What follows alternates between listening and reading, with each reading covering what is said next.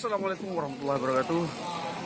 Dengan rangka menyambut bulan suci Ramadan, warga makmur beserta seluruh peranan serta masyarakat yang telah membantu berjalannya gotong royong ini, yang mana memang rutinitas setiap tahunnya kita lakukan dan kita adakan di setiap minggu-minggu terakhir juga. Tidak saja di bulan suci Ramadan, menyambut bulan suci Ramadan, nanti menjelang Idul Fitri juga kita akan melakukan gotong royong juga. Terima kasih buat seluruh masyarakat yang telah berperan aktif membantu.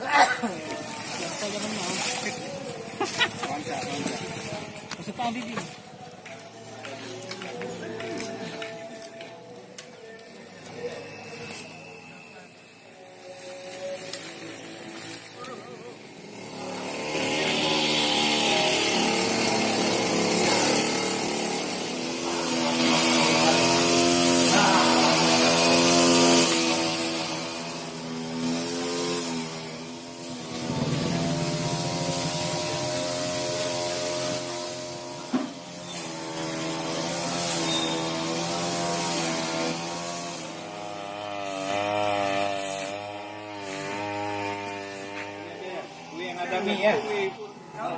Orang tuh nanya lah, jangan samakan semua. Kita kan partai besar nih, mereka partai kecil. Juga kan aja itu.